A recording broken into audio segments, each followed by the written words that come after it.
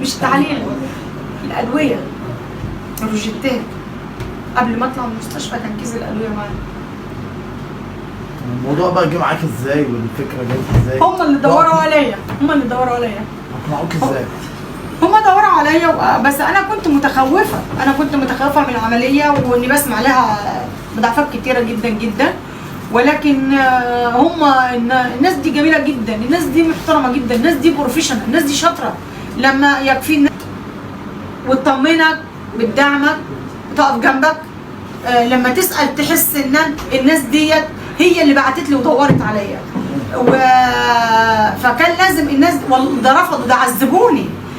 قلت لازم انا عملت استغاثه، وكان الناس على علم انا الناس ما معيش فعلا، ما معيش، فالناس دي وقفت جنبي.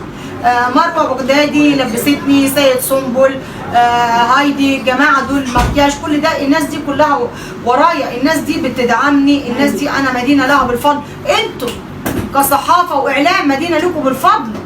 فالناس دي انتوا كلكم لازم ده يظهر من خلال الناس، الراي العام لازم يعرفوا.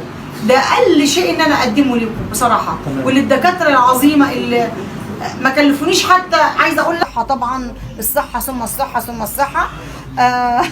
دكتور محمد شاكر موجود، واي حد يقول لك وفاء مكي الجمل يا دكتور على طول.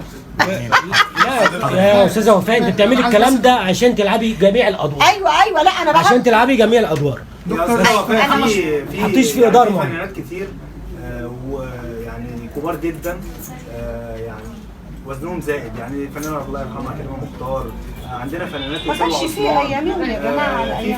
في فنانين كتير. هل شايفه ان انقاص الوزن هيساعدك في الوجود بالفن؟ ان شاء الله، ده رزق، العمل ده رزق والشغل وربنا يتمنى. يعني اللي انا عايز اقوله يعني ان السمنه مرض، مش بس انقاص وزن، السمنه مرض فعلا. السمنه دي مرض، والموضوع نقدر نقول ان هو عمليه هرمونيه، ان احنا بنعدل فيها هرمونات كتيره في الجسم، بنعدل فيها مشاكل كتيره في الجسم، مشاكل مزمنه عند ناس كتير، مش مجرد ان احنا نزلنا في الوزن، يعني مش حاجه شكليه بس. النهارده يعني انا بنتهز الفرصه دي واقول لكم ان انا سعيد جدا بالحضور ده، وتشرفنا طبعا بوجود الاستاذه وفاء، وتشرفنا بحضراتكم جميعا، وان شاء الله يعني ان شاء الله نكرر الموضوع ده تاني بالمفاجآت اللي احنا قلنا عليها. ان شاء الله مفاجآت يبقى في جديد ان شاء الله، سربرايز. لا انت بالذات كل سنه وانتم طيبين. نورتونا. اخر سؤال بس. نعم. اخر سؤال معلش. الاعلانات يا فنانه، الاعلانات اللي هي هل وفاء مكي ممكن تنزل تعمل اعلانات في التلفزيون لا اكتر عن ده؟ ايوه، لا انا اتعرض اعلانات عليا هعمل. انا هعمل اي حاجه في الدنيا. خلاص خسيت، بقيت سمباتيك، بركه في الدكتور محمد شاكر، الدكتور محمد عصمت. ورايا فنانة وفاء مكي عملت كم عمليه تجميل في حياتها؟ لا ردوا بقى انتوا لو سمحتوا. اول مره والله العظيم ولا مره، هي ما فيش غير والله ما ولا مره. يعني الوش ده ما ايه يا استاذ هشام، وفاء مكي مش محتاجه عمليه تجميل. هي وفاء مكي محتاجه عمليه تجميل؟ وفاء مكي مش محتاجه. ما عملتش اي عمليات. اقسم بالله ما عملت غير ما اتكلمش عنك. لا مفيش غير التكميم اللي احنا عملناه. ما هما الاثنين مع الدكتور محمد شاكر والدكتور محمد عصمت. والله ولا مره عملت عمليه تجميل. هنيجي هنعمل نقاش جوه، هنعمل نقاش. اتفضل. لسه عايزين نعرف طيب ايه اللي اتغير في استاذه وفاء من قبل التخسيس وبعد التخسيس؟ احساسك ان انت بقيت خفيف، احساسك ان انا كان عندي ضغط وفجأة ما كنتش عارفة ان عندي سكر. الدكتور محمد يعرف. استاذنك بس تقفي توريهم كده يا استاذ كده. وريهم بقيت بقى اصورهم كده. وريهم اهو. اقف ثلاثة على الكرسي. لا هعمل ديفيليه بقى هنا في بس كاميرا. قولي بقى ايه اكتر دور نفسك تأديه بعد الخسيس؟ يا حسن هعمل الفوازير بعد كده. يا حسن هعمل الفوازير بعد كده. طب يا جماعه فنانه سؤال معلش. حضرتك قلت ان يعني طبعا التغيير باين والنبي خسيت ولا لا؟ خسيت والنبي يا خلود راحت خسيت ولا لا؟ انت خسيت ولا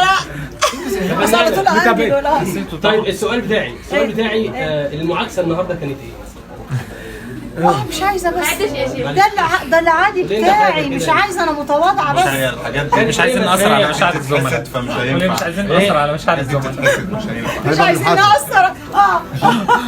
نورتونا وشرفتونا وسعيده بيكم، وربنا يحفظكم ويرعاكم، وانتوا دايما ظهري وسندي وحبايبي واصحابي، وكتر خيركم وبشكركم على تعبكم، وفي مفاجآت تانية لما تيجي ان شاء الله قريب باذن كل سنة وانتم طيبين.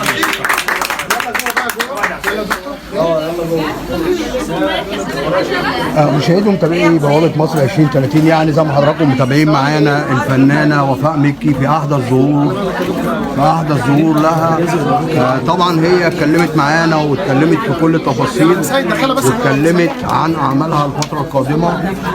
طبعا حضراتكم يعني تابعتوا معانا. انا اتشفطت، الدكتوره اسماء بتقول انت مش خسيت، انت اتشفطتي. يا جماعه كله هيسجل.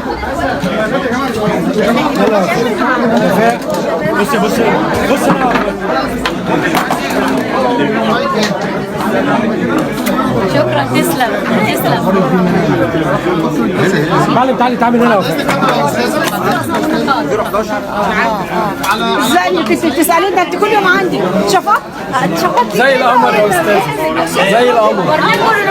اختفيت عندكم شهرين. اهلا وسهلا، منورين والله.